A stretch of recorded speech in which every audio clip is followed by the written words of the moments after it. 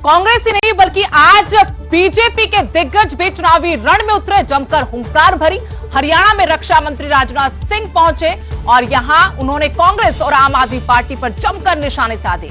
कहा कि केजरीवाल सबसे ईमानदार बनते थे, लेकिन 1 जून को फिर से उन्हें जेल जाना पड़ेगा।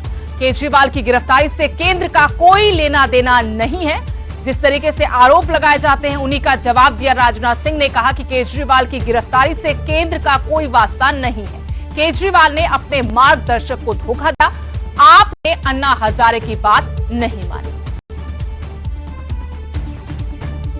भाइयों, यहीं पर एक दूसरी पार्टी आम आदमी पार्टी है। यह आम आदमी पार्टी जिस समय आंदोलन चल रहा था उस समय इन्होंने क्या वादा किया था अपने नेता से? नेता से यह कहा था कि नहीं ठीक है, आंदोलन समाप्त हो गया है, हम लोग अपने लक्ष्य को जो प्राप्त करना था प्राप्त कर चुके हैं, मैं कोई राजनीतिक पार्टी नहीं बनाऊंगा। और उसके बाद भी उन्होंने नई पार्टी आम आदमी पार्टी बना ली। अपने मार्गदर्शक अपने नेता को इन्होंने धोखा दिया था मेरे भाइयों। वैसे ही कांग्रेस पार्टी ने किया। आजादी मिलने के बाद महात्मा गांधी ने यह कहा था, ऐ मेरे कांग्रेस के दोस्तों, कांग्रेस के झंडे के तले हमने आजादी की लड़ाई लड़ी थी, आजादी के लक्ष्य को हमने हासिल कर लिया। भिन्न भिन्न विचारधारा के लोग इसी कांग्रेस के झंडे के तले ही आजादी की लड़ाई लड़े हैं। इसलिए आजादी मिल गई है, कांग्रेस को भंग कर देना चाहिए और आपको पार्टी यदि बनानी है तो किसी नए नाम से नई पार्टी बनाइए। कांग्रेस के लोगों ने, केवल सत्ता के लोग ने महात्मा गांधी की बात को भी नहीं माना है।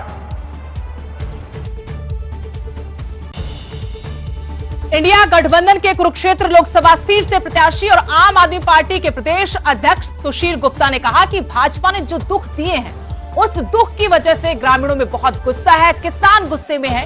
इंडिया गठबंधन को गांव में भरपूर समर्थन मिल रहा है। गांव के अंदर पूरा का पूरा गांव जन सैलाब के रूप में उन्हें समर्थन देने उमड़ रहा है। देश की महिलाओं, किसानों की सबसे ज्यादा बेकदरी भाजपा ने की और सबसे ज्यादा जुल्म भी भाजपा ने ही किया है। और अब 25 मई को इन सब अत्याचारों के खिलाफ जनता इंडिया गठबंधन के पक्ष में मतदान करेगी। पूरे का पूरा गांव मीटिंगों में आ रहा है। पूरे का पूरा गांव अब बीजेपी से नफरत है। बीजेपी ने जो दुख दिए हैं, चाहे देश की महिलाओं के सबसे ज्यादा बेकदरी करी तो बीजेपी ने करी है, किसानों के साथ सबसे ज्यादा जुल्म किया तो बीजेपी ने किया है, युवकों को सबसे ज्यादा बेरोजगारी दी है तो बीजेपी ने दी है। इन सब के खिलाफ, इन जुल्म के खिलाफ आम कार्यकर्ता वोट कर रहा है। 2 मुख्यमंत्रियों को गिरफ्तार करना, कांग्रेस पार्टी के बैंक अकाउंट सील कर देना, इससे लोग दुखी है।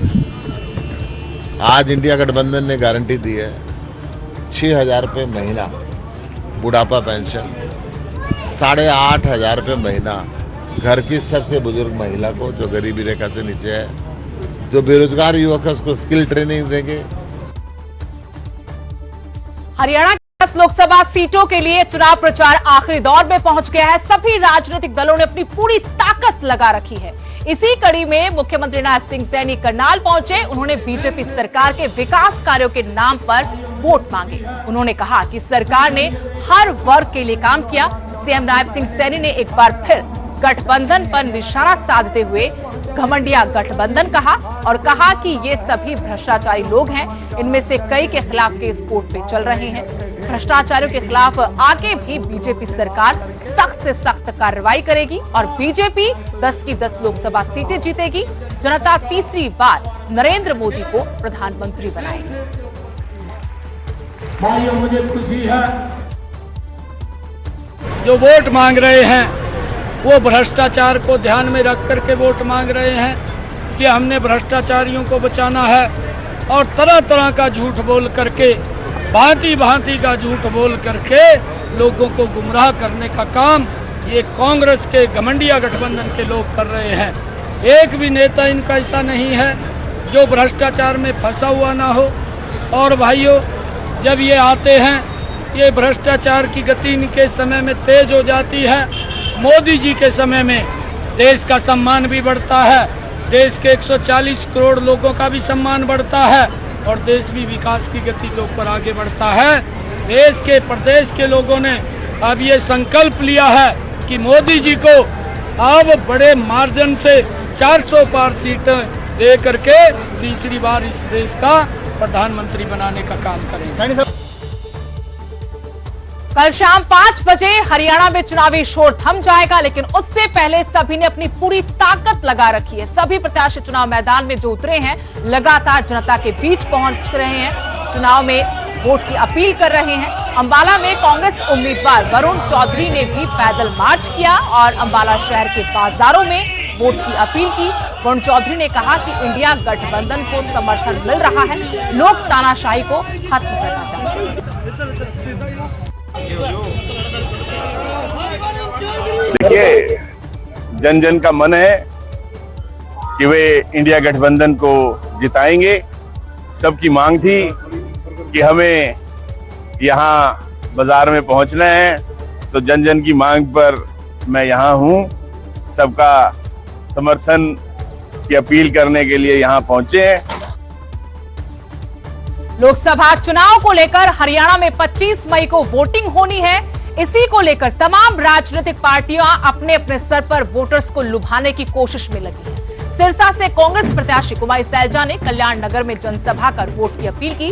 सैलजा ने कांग्रेस के 5 न्याय और 25 गारंटियों की बात करते हुए लोगों से कांग्रेस के पक्ष में मतदान की अपील की। सैलजा ने कहा कि 23 मई को कांग्रेस की राष्ट्रीय महासचिव प्रियंका गांधी सिरसा में रोड शो करेंगी और वो हमारे लिए चुनाव प्रचार करेंगी।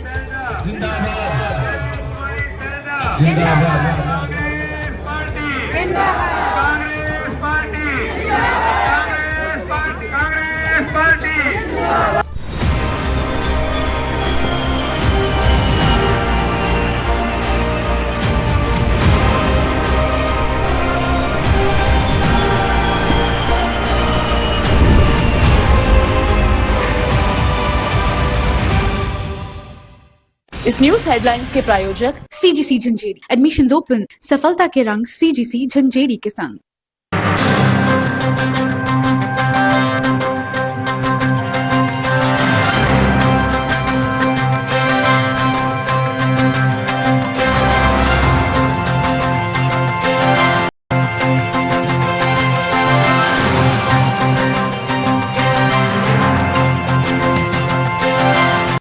इस न्यूज हेडलाइंस के प्रायोजक CGC झंझेरी। Admissions open.